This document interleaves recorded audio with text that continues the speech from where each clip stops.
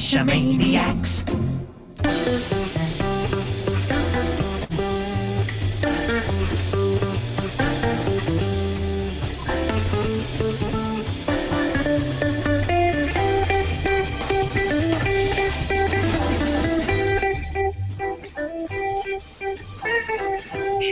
GeoGearHeads. We're glad you're joining us tonight for episode 74 with Goblindust. I'm Daryl W4. And I'm the bad cop. I'm really excited that we have Goblindust on the show tonight, since I've done some of his outstanding caches. Now, next week, we're talking with Chilihead about Intercache. Then, on June 13th, we're joined by Aaron of Muncie to talk about some of the new things that are happening there. And we've got some other interesting shows coming up. If you have anything to share, including questions, please call those in to our phone line at 206-350-3647 or email us at geogearheads@cacheamaniacs.com. Now, you can also record your comments and email those to us, just like this listener did. How's it going, fellow listeners? Global Chuckers here. Thank you, Bad Cop and Daryl W4, for putting on the TB race at tb-run.com. I did get some experience in figuring out the best way to get my coin discovered while at the Geo Poker Run 2013 in Las Vegas, Nevada, GC40TKZ. It was fun watching all the discoveries roll in and watch my coins ranking fly up. I found out the hard way what a tip meant and the importance of having it on my Trackables page. I do hope to get my GeoCoin noticed once again before the race ends. My coin reference number is TB3RYVQ, currently number 42 of 42. Congratulations, current first place with 91 discoveries. Sea Cash horsing around. Geo Woodstock must have been a blast. Thinking about taking my GeoCoin to the Tri-Cities Coin Challenge event, June 29th. GC444TE. Looking forward to GeoGearHeads' next show, number 74. Well, thank you very much. And for a little bit of background there, he's one of the, he had two coins actually that didn't have the tips included. He had everything else right, and we've emailed back and forth, but unfortunately didn't get a response, so we removed those from the race. He finally figured out what the tip was and got that in there and contacted us, and he's back in the race now. But yeah, it pays to make sure that you get everything in there, and if we contact you, let us know and touch base so that we know that we can work with you and get the problem solved if you have any questions or whatever. Now, even though there are only 42 travelers, there's still actually only 24 owners, and remember that the prizes are going to go to the owners. So the leader right now is at 98 points as of this evening's check. There are still some with 0, and actually the 98, those are mostly Geo Woodstock logs still rolling in. And there are some other mega events coming up, so you've got some really good opportunities to get your coin into the race and get it noticed a bit. That's right. Taking your coin to an event is a great way to get those discovered entries. But Daryl, he did not mention what his trick was to get his coin logged. He left us hanging. He did, but I'm going to think for most of these, it's going to be the discovery logs at the events. I agree. Now, he also mentioned about going to the Tri-Cities GeoCoin Challenge 2013. Again, that's GC444TE. Now, I myself have been considering attending this event. I've gone in the past, and it has been a blast. It's co-hosted by all 3 cities of the Tri-Cities, their Parks and Rec department. And, I feel it's one of the great victories of geocaching working with local government. It is. That sounds like a lot of fun. And which cities are those? Do you happen to know? Those are Richland, Kennewick, and Pasco, all in the state of Washington. Ah, excellent. Well, that is also the home state of Groundspeak, so maybe there's a little bit of a bias there. Could be. They're about 4 hours away, and those on the east side of the mountains don't like those on the west side of the mountains. And, well, you understand how divided states work, don't you? Indeed, I do. But Global Trekkers, thanks again for that great feedback. We love getting that feedback. It really does help us out and helps shape the shows as well. As one of our 2 new iTunes reviews mentioned this week. One of them said, they like that the listeners help to shape the shows. And we actually got the 2, one from Code Junkie and the other from Minnesota Boy. And as I promised, I'm going to give away another one of those Daryl W4 and Firefly03 GeoCoins tonight to one of those supporters of the show. And I think all that are left now are the iTunes reviewers. So all you have to do is, pick a iTunes review, write it out, and submit it. And you might get in on the next and last of those coins that I'm going to give away. And I just did a random finger point and ended up with Code Junkie as our winner for this week. So Code Junkie, make sure to email us at the GeoGearHeads@cashmaniacs.com address and let us know where you would like that coin mailed. Certainly. Now, those iTunes reviews, especially the 5-star reviews, I hope you're doing that, really help get the show noticed. It improves the ranking in the iTunes store, so new people come through and say, oh, hey, what's this? Maybe I'll take a listen. Yeah, please actually be honest. We do want to know what you think of the show and how you like it. We hope that you're enjoying it as a 5-star, but if not, let us know and write the review. And the reviews really do help, because if it's just the star ratings that you submit, that doesn't do anything, and we don't even know that you've done it aside from, it says we had one more. But the actual written reviews are what really helps us and lets us know what you like about the show and lets everyone else know what you like about the show as well, or don't like for that matter. No, Daryl, I'm still going. Just lie to us, tell us how good it is, and give us 5 stars. Yeah, we can always use the ego boost. No, seriously, be honest. Now, pardon me. On today's show, I mentioned earlier we're talking with goblindust. He's one of the very creative cachers from my neck of the woods, the Pacific Northwest. I was privileged to be able to do some of his caches and actually meet him just a few weeks ago. So, goblindust, thank you for being on our show.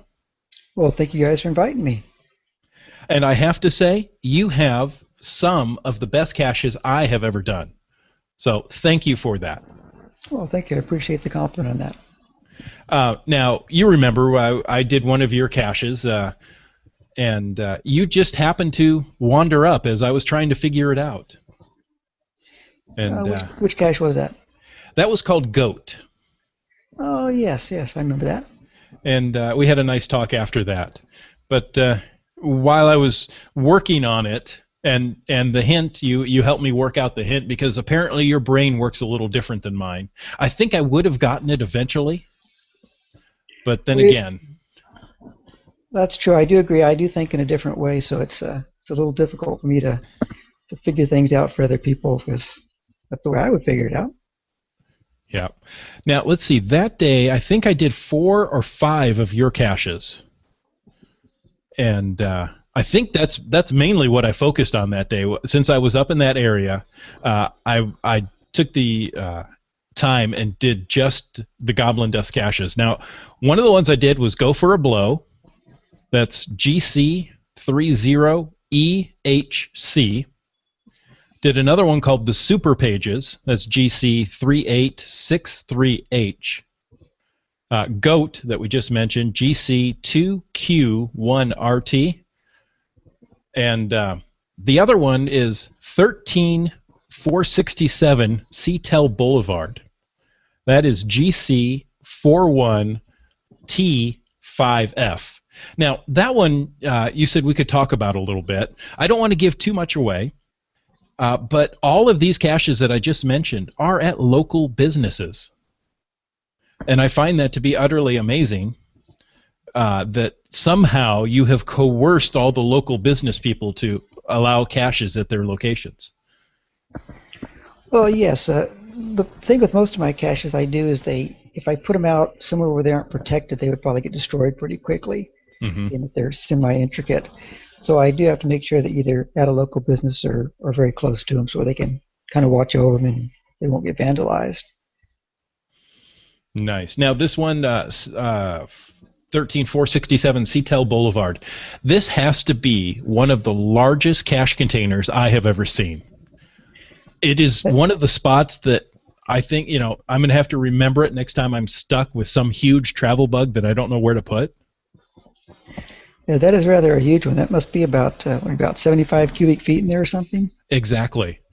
Now, I don't know if we can explain this well enough with just words, but it's a large round container. Originally, I thought maybe it was used to house and protect a satellite dish. I think what its main purpose was for some kind of antenna, possibly a television antenna on ships and boats, and it's to keep them being damaged. I believe that's the original thing. So it's just sitting alongside this business, and to be honest, I walked up and I thought, nope, that can't be it, and started looking around elsewhere. But sure enough, soon I saw a little geo trail that led me right to it. So. My son had a blast opening and closing that cache. We may have worn it out. I think he did it 5 or 6 times. I'm glad he enjoyed it. And of course, I have video of it, but I'm not going to upload it to anywhere. That's just for me. I'm glad you guys enjoyed it. Yeah, it was great. Well, it's really hard to find anything big anymore, regular size, let alone something that big. So that alone is pretty remarkable. And it sounds like a clever reuse of something that otherwise would have been scrapped. Well, yeah, it was at a second-hand shop had it, and they had nothing to do with it. And I took one look at it and said, hey, that'd make a great cache container. And so they allowed me to have it, and I modified it somewhat to be easy to open, and then found a location for it and put it to a good use. Not only easy, but fun. Well, that's what I try to do. Is I figure, geocaching's got to be a fun game, and I try to make it as fun, as entertaining as possible, and something that people, when they go away, they'll remember it instead of just another happy face, but they'll have a real good time. Without a doubt. And that particular, I don't know that. I was going to say how many favorite points were on that one, but I wasn't prepared for that. I don't know. That hasn't been out that long, so I don't know. Well, you'd think as big as that is, that's going to collect at least a few favorite points on there. Exactly. Well, all of yours have a good amount of favorite points on them. Yes, they're up there pretty good, I guess, for the area and stuff like that. So, yeah, they do pretty good. Well, let's go back to Super Pages. I'm not going to say anything about this. It is also at a local business, so you have to go during business hours. That one has 112 favorite points on it. And that was another one. I did all these with my son that he absolutely loved. I think we stayed there way too long. I was amazed at how nonchalant the employees were. They're like, "Oh, yeah, he's playing with the cache. It's fine." Yes, they quite enjoyed having it there and talking to people and interacting with the people on it. So it's put to good use there. Now the cache that you came up to when I was working on it, like I said, it was goat. That one was at a local coffee shop. Now my silly phone had me about 40 feet off, and I had just started looking along the side of this building. Since I had found some of the others, it was at a place of business, and I assumed they knew it was there. So I I didn't pay a lot of attention. I just walked up and started looking along the side of this building for it. And one of the employees came up and said, "Can I help you?" And I turned around and he saw I had a phone. He goes, "Oh, you're geocaching. Here, come on, the cache is right over here." So he directed me right to it, and well, that didn't help. It still took me a while to figure that one out. Well, that one is rated, I think, about a 3-star on that, so it's a little bit puzzling, but I think I figured it out, and there's only about 24 possible combinations. Of course, you'd have to remember what you did and didn't do, but it does challenge you a little bit. It does. And how did you come up with the ideas to do these mechanical type caches? It's kind of hard to say exactly where the idea comes from. I just start off figuring I need to put something somewhere. As a matter of fact, that coffee shop asked for something around that area because I had another one outside of one of their other coffee shops which they enjoyed the people coming up and interacting with them and seeing them happy about it. So the owner of that coffee shop said, "Could you put one there?" I said, "Okay." So I just started looking around for parts, going to places like Goodwill, secondhand shops, and just seeing what I can find. And usually I'm walking through a place, I pick up something, I say, "Oh, okay, that could interact with that part, which will work with that part." And I just start putting it together. And I probably have more failures than successes, and go through a lot of different parts, trying to make things work until I get it just right. And then I also have to think about it being long-lasting and people not being able to break it. So that's a big thought in doing them, because I don't want to be out there every other day fixing it. Mm-hmm. So basically, it's just trial and error to figure out what parts will work together and might last a little while. That is correct, yes. Now, I do want to get back to the caches, because you do have great caches from everything I've seen and heard, but what I find really amazing is that these are at businesses, and that you've actually mentioned that these businesses are requesting that you put caches there. And that's something most cachers are just stymied by trying to get permission from a business owner. So can you kind of go about your process on how you approach a business in the first place? Oh, all right. I'll give my secrets away. Hey, no, basically it's having a positive attitude, and the first thing I do is I have to find a place that I think it would be a good location and family friendly and that type of idea. Then when I approach the businesses, I'll try to find the owner or manager, I have to talk to them eventually anyway.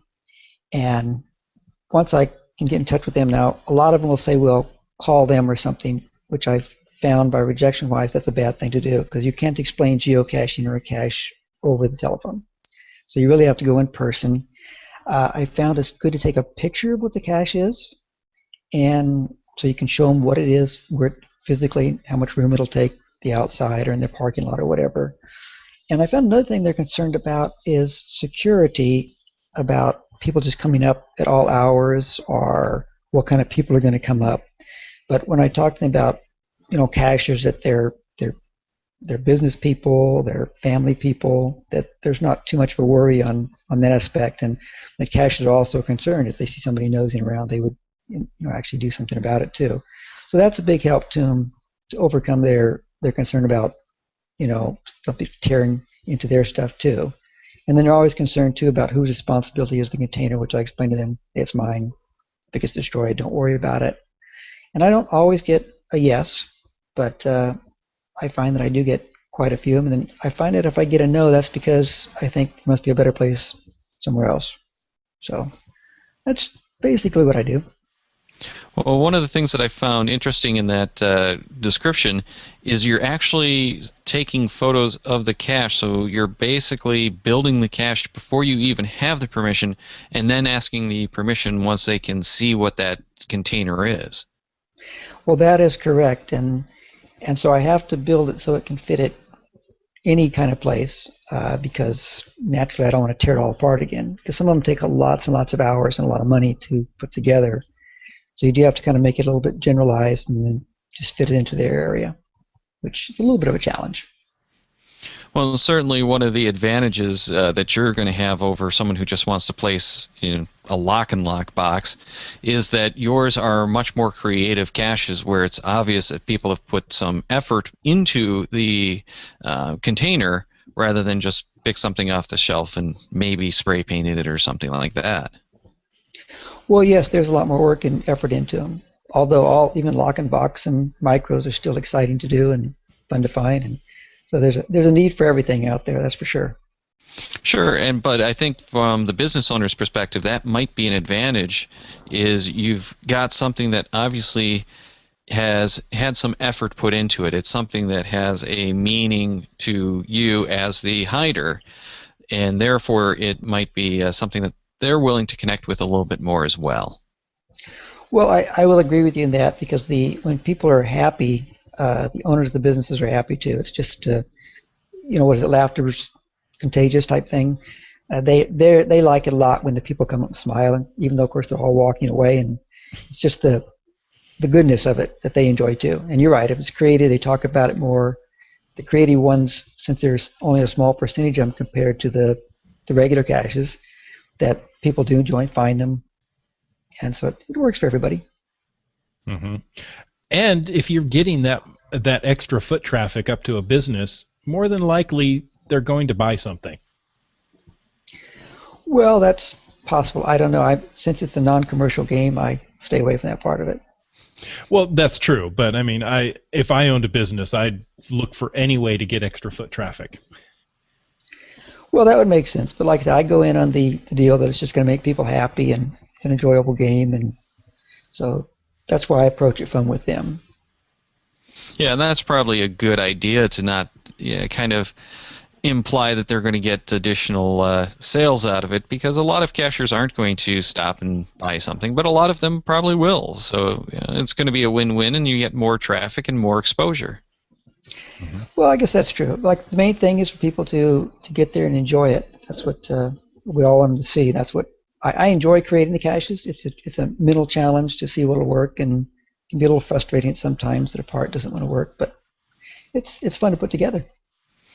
Let's move on to that business that actually requested a cache, and I'm a little curious how they did that, since I imagine the owner was not a cacher himself or herself. No, when I first approached her about it, she didn't know anything about geocaching, and I explained it. And at one time I had a final waypoint at her place, and that cache went away, so I placed another one there. But when the first cache was there, she and her employees were so happy seeing all the cashers come up and smiling, laughing, having a good time, that when I was thinking, it was a coffee shop, I had a cup of coffee there once, and she asked if I could put one at the place I was at. And so I said yes, and I had to whip up something for it, so there I started on shopping again. Interesting. So it was someone who had worked at one of your previous locations and was working at the second location then? Yes, I believe it was the owner, and she was bouncing around a bit there, and it's been a while, so I can't remember exactly who it was. And now at our coffee shops, I think she has 13 employees, and they pretty much all know about the different containers there, and they all enjoy and as you said, Chris, sometimes they see somebody out there, they come out and offer help. And yeah, it's always good to have the employees involved and enjoying it, because then you're going to have so many fewer problems. Mm-hmm. Without a doubt. I was just munzing this week and stopped by campus security, and they said, "What are you doing?" "I'm playing a game." "Oh?" Told them about munzing, and they, "Oh, okay, well, have fun." And off they went. But it's always good to let people know that you've hidden something on their property. Oh, I totally agree, and that's I always get lots of permission and make sure they know, and even surrounding areas, if it's a nighttime cache, I let people know, hey, if you see people out here at 10 o'clock at night or 11 o'clock, don't worry, they're probably geocachers. So it's good to give me a heads up. Yeah, well, that's one of the problems that a lot of the cachers have run into, is they'll get permission from whoever is the business in that building, but maybe not from the property owner or property manager, and therefore they run into some issues down the road because the property owner or manager discovers people poking around and didn't know about it and thinks it's a problem. Well, that is true. I do have one that, as a matter of go for a blow, the last waypoint, I asked permission from the son of the owner, and that was fine, got it placed, and then the owner, who mows the lawn once a year or something, he trashed it, threw it away because he didn't know what it was, and so I had to replace it. But yeah, that is true. And it is hard to let everybody in the hierarchy of who owns it and stuff like that know, but you do your best to inform them, and that way you got a better chance of it not being destroyed, and they'll look up after it for you too. Mm-hmm. It's true. It's so much better than just asking the employee who happens to be working there. That is true. That's why I try to. I run into the employees the first step, but I do try to speak with the manager, the owner, when I'm talking to the cache and so they know, since they own it, it's their building, they know what's going on, and I don't want any surprises. And because they will usually say okay later, but you don't want to have to replace your container or go dig it out of the garbage. Good point. Now, beyond caches, you also host and coordinate some of the best events that I've ever been to. Well, thank you for that. I haven't done too many, but I think the Pirate High Seas Adventure, I helped out on that, and that was a very good success. And so it was so good, we're even going to do it next year again. So. Oh, really? Oh, count me in. This was I consider it a once in a lifetime, but apparently now it's going to be at least twice in a lifetime event for me. The original event was GC 395WZ. And goblindust, do you want to give some description of what that event was? I mean, I can do it, but I think you can do it better. Oh, sure, I'll let them know. Well, basically, it was a pirate-type geocache event, but I've been to pirate events, and I thought in parks and such, and I figured pirate events should be on pirate boats. So what I did was I acquired the use of the Lady Washington and the Hawaiian Chieftain for the day, so we could go out on full battle sails with the geocaches on the boats. And we had the cannons firing and everything. And so it was a 3-hour sail out into the Sound on an absolutely beautiful day it turned out to be. Mm-hmm. And it was just a really good time. And it was, according to some of the lackeys, it was a new idea and very interesting. And everybody, I think, just everybody thoroughly enjoyed themselves. Oh, I did. Now, these ships, these are the tall sailing ships. They've been used in movies like Star Trek. Which one was the one with the boat? Insurrection? Don't require now, but Pirates of the Caribbean was filmed. Pirates of the Caribbean movie yes. as well, yeah. Yes. So, I mean, these are, sailing boats from the days of yore, and they are in excellent condition. The crew aboard was entertaining and knowledgeable. It was absolutely fantastic. And, of course, we were on the best ship and won the battle at that time. So. And I think both of us sank the ferry boat, didn't we? Yeah. I remember we couldn't go out before a certain time. We were near the naval shipyards, and we weren't allowed to fire the cannons before a certain hour, or the Navy might consider that a act of war and shoot against us. Yeah, they have different rules around that area. I'm not sure what they were, but that's true. Yeah. We had to be quiet to a certain time. Yeah. So yeah, there were black powder cannons on board the ship that were fired, and wow, those were really impressive. Yes, it was a very good time. I quite enjoyed it too, and so as I say, we had such a good response from it that we are going to redo it in 2014 in August. So. Nice. Now, with that as well, you went and contacted the local businesses. Not only were there a good number of businesses on the dock near the boats, but there were quests throughout the town with different businesses. Can you talk a little on that? Oh, sure. Well, we wanted to get the whole area involved and get people downtown and enjoy downtown Bremerton. A lot of people don't know about Bremerton more than being just the shipyard, that it's got a really nice area down there. So we did a downtown a cache that took people all over the area if they wanted to do it. And that was one reason to talk to the business, so we could put something in their store or whatever. And the other reason is we gave off well over, I think about 130 prizes for that area. And so I had to go to a lot of different shops and ask for donations to help fill our prizes up. And we gave away a lot of good stuff, so people were very happy with it.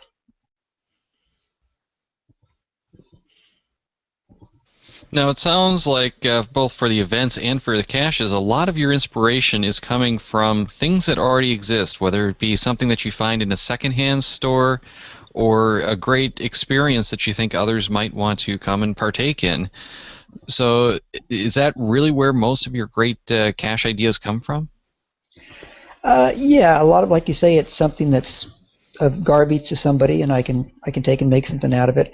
Then I also like to think I want to put something that people would just walk by and not even notice because it's so average. Just like, let's say it's a newspaper stand. There's millions of them out there. We don't pay attention to them. So he's going to walk right past it. So if I can take one of those and turn it into something that people are going to ignore, basically, then it's a lot more fun to them. And then I also try to make it do something above and beyond what they normally would do. So it's not open a door and there be a nano in there, but it's going to do a lot more than that. And it's like I said, it's fun to do, and I really enjoy it. Well, I don't think there's any risk of people walking past a ship firing cannons. No, that's true. Well, thank you very much for joining us tonight. It's been really exciting to hear about some of these caches, and especially how you've been able to get the community involved. Well, thank you for inviting me, and I hope it does help people to, I think we all have a little bit of fear of rejection to hate going to and asking for something and being told no or things like that. But I'll say again, I find that people are very open-minded to it if you explain to them about the game, how it works, what you're going to put there, what kind of people they can expect, and that people will enjoy it, and it brings happiness. Yeah, that permission is important. And one of the things to remember is you can't put a cache out without getting the permission. You always need to get permission to put a cache out. So don't overlook that. I'll agree with that. Well, thank you again. And for everyone who's listening, tuning in, whatever, remember that next week we're talking about Intercache with its creator, Chilihead. Then we're talking with Munzie, Aaron specifically, on June 13th to get a little bit more about what's happening over there. So if you have any comments, questions, or feedback on this or any of our shows, make sure to contact us. And I'll leave that up to the bad cop in just a moment. Check the Cachamaniacs website at cachamaniacs.com for more on the GeoGearHeads, including show notes from this and all our episodes.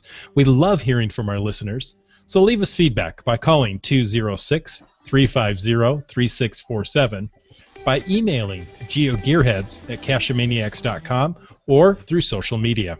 Your support helps keep the Cachamaniac shows coming. Please consider making a PayPal donation through the link on our website to support the Cachamaniac shows. GeoGearHeads is produced by Chris Umfenauer and Daryl Wattenberg. The show's copyright 2013 by Daryl Wattenberg. All rights reserved.